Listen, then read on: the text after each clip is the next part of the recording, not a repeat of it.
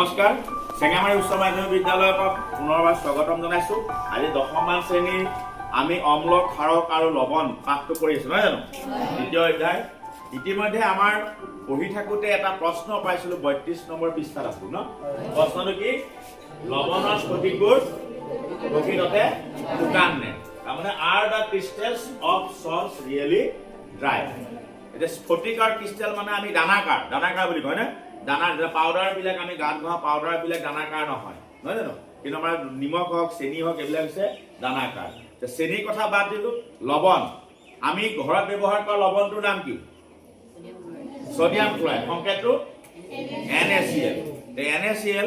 এতিয়া আমাৰ কিতাপত দিয়া বিষয়টো আছে কপাৰ ছালফেটৰ কথা কৈছে, পৰীক্ষা কৰিব দিছে, হয় নাই? কিন্তু আমি পৰীক্ষা নকৰাকে বহুতে কি কৰো, আমি এনে মুখস্থ কৰি পেলাই কৰি থওঁ। কিন্তু আমি কেনেকৈনো লৱণত যে পানী আছে এইটো প্ৰমাণ কেনেকে কৰিম, সেই পৰীক্ষাটো আজি কৰিব বিচৰাইছে। চেঙামাৰী 10মান শ্ৰেণীৰ ছাত্ৰ ছাত্ৰীসকলেও নিজে কৰিব। এই ভিডিঅ'টো বনোৱাৰ এটাই উদ্দেশ্য আছে, তেওঁলোকেও শিকিলে, আমাৰ বিদ্যালয়ৰ ছাত্ৰ তোমালোকেও শিকিলা, নহয় জানো? লগতে অসমৰ বিভিন্ন জেগাত থকা যিকোনো ছাত্ৰ ছাত্ৰীয়ে শিকি পেলাই নিজে গম পাব যে এনেকুৱা ধৰণে প্ৰেক্টিকেলটো কৰা হয়, আৰু ইয়াত আমি গম পাওঁ যে কপাৰ ছালফেট বা বেলেগ লৱণত কি থাকে, পানী থাকে, ই শুকান নহয়। সেইকাৰণে এইটো ভিডিঅ'টো কৰা হৈছে। আমাৰ ক্লাছ চলি আছে। এতিয়া তাৰ কাৰণে আমি কি কৰিব লাগিব, এতিয়া এইটো যে কপাৰ ছালফেটৰ, আমাৰ কপাৰ ছালফেটৰ বটল CuSO4। এতিয়া ডাঙৰ কথা, কিতাপত ধুনীয়াকে দিয়া আছে যে CuSO4 কি আছে লগত? কেইটা পানী আছে? 5টা পানী আছে নাই? CuSO4 মানে কপাৰ ছালফেট। এতিয়া 5টা পানী আছে, মানে ইয়াত 5টা পানী অনু মিক্স হৈ আছে। কপাৰ ছালফেটৰ ৰং কেনেকুৱা? নীলা, হয়নে? তেতিয়া কৈছে যে কপাৰ ছালফেটৰ ৰংটো বোলে আকৌ নীলাটো পানী থকাৰ কাৰণেহে হৈছে। পানীটো যদি নাইকিয়া হৈ যায় ৰংটো বেলেগ হৈ যায়। এই কথাটো কোৱাৰ কথা আৰু কৰাৰ মাজত পাৰ্থক্য আছে নাই? সেইকাৰণে চবেই আমাৰ ল'ৰা ছোৱালীবোৰে সকলোৱে টেবুলত এডাল কেণ্ডেল জ্বলাই থোৱা আছে। আৰু আপোনালোকে দেখিব, সেয়া চাওক চামুচত, এতিয়া আমাৰ ঘৰত ব্যৱহাৰ কৰা চামুচত চব কপাৰ ছালফেট মই অলপ অলপ দি থোৱা আছে। ঠিক আছে, কপাৰ ছালফেট দি থোৱা আছে। এতিয়া আমি কাম কৰিম কি, এই চামুচখন আমি যিটো আমাৰ মমবাতি আছে, মমবাতি আমি গৰম কৰিম। গৰম কৰাৰ উদ্দেশ্যটো কি হ'ব? যদি ইয়াত পানী আছে, আমিতো গম পোৱা নাই, কিতাপত পাইছো থিয়ৰিহে, প্ৰেক্টিকেলটো পোৱা নাই। যদি ইয়াত পানী আছে, সেই পানীটো যদি পানী গৰম হলে কি হ'ব? ভাপ হ'ব, বাষ্পী হ'ব নহব? বাষ্পী হলে উৰি যাব। উৰি যাব নে? এই পানীটো উৰি যাব নাই? পানীটো উৰি গলে কি থাকিব? অকল কপাৰ ছালফেট। তেতিয়া নীলা ৰঙৰ হ'ব নহব চাম, হয়নে? আকৌ যদি উৰি গ'ল, কালাৰটো যদি বেলেগ হৈ গ'ল, কি হৈ গ'ল আমি পিছত গম পাম। উৰি যোৱাৰ পিছত আকৌ যদি পানী দি দিওঁ, আকৌ কি হ'ব, হয়নে? আৰু এই পৰীক্ষাটোৰ জৰিয়তে আমি এটা বেলেগ কি উলিয়াব পাৰো জানে? এই পৰীক্ষাটোৰ পৰা আমি আৰু এটা কথা উলিয়াব পাৰো, যে কি উলিয়াব পাৰো? এই যে পেট্ৰলত যে পানী মিক্স কৰে, শুনিছানে? তেল ডিপুত যে, তেল ডিপু বিলাকত যে আমাৰ পানীৰ দামটো কম, পেট্ৰলৰ দামটো বেছি, গতিকে পেট্ৰল মিক্স কৰি দিলে, পেট্ৰলৰ পানী মিক্স কৰি দিয়ে, কেনেকে ধৰা পেলায়? এই পৰীক্ষাটোৰ জৰিয়তে আমি যদি কপাৰ ছালফেট যদি গৰম কৰি পেলাই বগা যিটো পাউডাৰ পাম, মই কৈ দিলো কি পাম? বগা পাউডাৰ পাম, বগা ক্ৰিষ্টেল পাম। তাৰমানে কপাৰ ছালফেটত যদি পানী থাকে তেতিয়া হ'ব নীলা, পানীটো যদি এনেকে গৰম কৰি যদি ভাপ হৈ উৰি যায় কি হ'ব? বগা। সেই বগাটো যদি আমি পেকেট বা টেমা এটা লৈ যাওঁ, লৈ গৈ পেলাই কোনোবা এটা তেল ডিপুত তোমালোকে তেল ভৰাইছা, বোলে তেলখিনি কি হৈছে? বোলে নহয়, মোৰ বাইকখন দেখোন বন্ধ হৈ গৈছে, বেয়া হৈছে। কমপ্লেইনটো কৰাৰ আগতে যদি সেই পেট্ৰল অকণমান আনি মনে মনে তুমি বগাখিনি ঢালি দিলা, ঢালি দিওঁতে যদি সেই পেট্ৰল খিনিয়ে বগা কপাৰ ছালফেট যদি নীলা কৰি দিলে, তাত কি আছে? কাৰণ পেট্ৰলেতো বগা কপাৰ ছালফেট নীলা কৰিব নোৱাৰে, কিহে পাৰিব? পানীয়ে, মানে ৱেষ্টটোৱে। তাৰমানে সেই পেট্ৰল খিনি কি মিক্স আছে? লগে লগে তুমি পুলিচক খবৰ কৰিব পাৰা যে আমুক পেট্ৰল ডিপুত তেলত কি মিক্স কৰিছে, বুজি পালা? এটা সৰু পৰীক্ষাৰ পৰা আমি 10মান শ্ৰেণী এই পৰীক্ষাটোৰ পৰা দৈনন্দিন জীৱনত পেট্ৰলৰ ভেজালকৰণ কৰাটো উলিয়াব, বুজি পালা নহয়? এইটো দৈনন্দিন জীৱনৰ ব্যৱহাৰ। যে ছাৰ বিজ্ঞান পঢ়িলো কি হ'ব, অংক পঢ়িলো কি হ'ব, পঢ়িলে বহুত লাভ, কাৰণ জীৱনত ব্যৱহাৰ হোৱা ডে টু ডে লাইফত ব্যৱহাৰ বহুত বস্তু প্ৰমাণ কৰিব বা চাব পাৰো। ঠিক আছে, এতিয়া আমি চবকে এখন এখন চামুচত থকা কপাৰ ছালফেট দিম, গৰম কৰিবা। গৰম কৰিলে পানীটো বাষ্পী হ'ব, হয় নে নহয় চাওঁ, হলে কি হ'ব, হয় নে?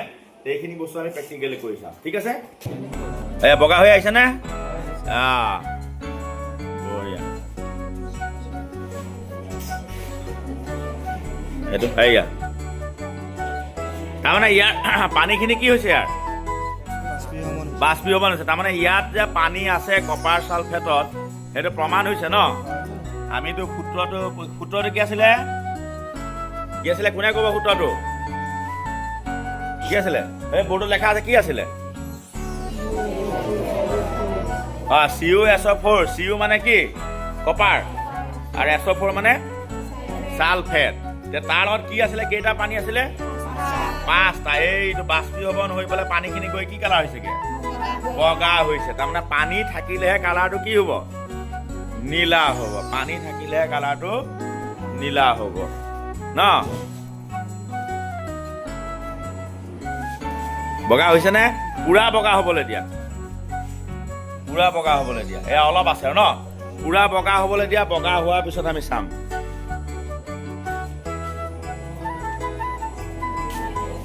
এয়া অলপ আছে ন, হৈছে আৰু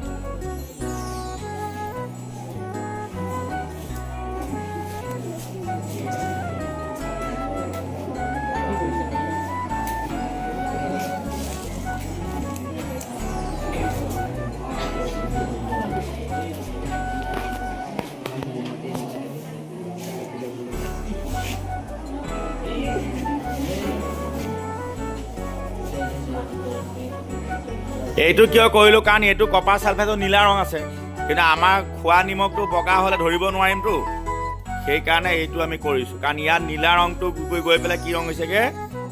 বগা হৈছেগে।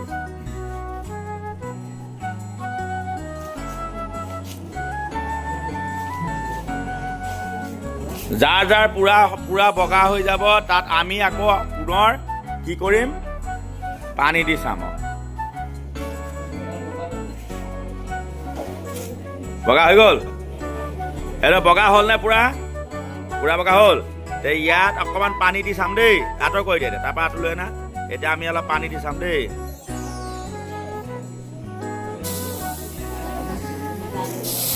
হে কেনেকুৱা? ভাল লাগিছে নাই? আকৌ কি? আকৌ নীলা হৈ গ'ল নাই? আকৌ নীলা হৈ গ'ল নাই? হ'ল। তাৰমানে কি হ'ল? তাৰমানে পানীটো আকৌ আহি গ'ল, পানীটো উৰি গৈছিলে হয়নে? তাৰমানে পানী থকাৰ কাৰণে ৰংটো কি হৈছে?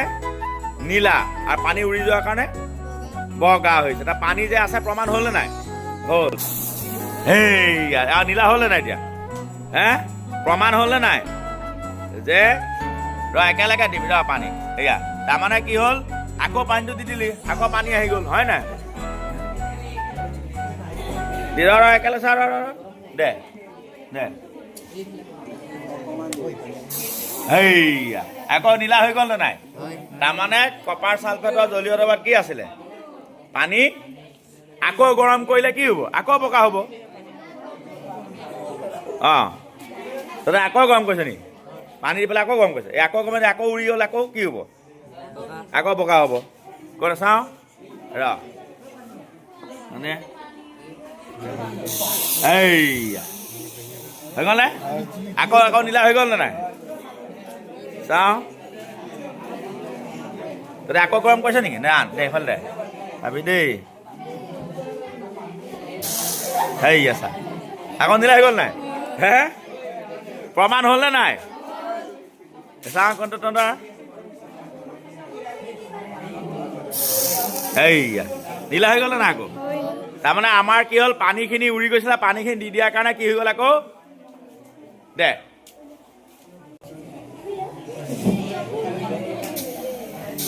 সেইয়া হয়। পানীখিনি আকৌ দি দিলি, আকৌ গৰম কৰিলে কি হ'ব? বগা হৈ যাব। নীলাখিনিক আমি কি কৰিলো? গৰম কৰোঁতে কি হ'ল? পানীখিনি উৰি গ'ল। তাৰপিছত আকৌ উৰি যোৱাৰ পিছত তাত আকৌ কি দিলো? আকৌ কি হ'ল? আকৌ গৰম কৰি আছো, কি হ'ল? তাৰমানে এটাই কথা প্ৰমাণ হৈ গ'ল, যিটো মুখস্থ কৰিব লাগিব নেকি এতিয়া? পৰীক্ষাৰ কাৰণে আকৌ মুখস্থ কৰিব লাগিব নালাগে আৰু। যদি প্ৰশ্ন সোধে যে লৱণৰ স্ফটিকৰ প্ৰকৃততে শুকান নে নহয়? শুকান হয় জানো? নহয়। কিয় নহয়? পৰীক্ষাটো লিখি দিব পাৰিবি নাই? ধুনীয়াকে লিখি দিলে হ'ল। আৰু এনেকে লিখি দি চামুচৰ সৈতে চামুচখনৰ সৈতে যদি আমি ধুনীয়াকে কেণ্ডেলৰ সৈতে আঁকি দিলো, এনেকে কেণ্ডেল এডাল আঁকি দিলো, মম জ্বলি আছে, ইয়াত চামুচ এখন আঁকি দিলো হয় নাই? এই পৰীক্ষাটো আমি কৰি দিয়াৰ পিছত আৰু কিবা প্ৰশ্ন থাকেনে বুজা হ'ল চবে হ'ব ঠিক আছে ধন্যবাদ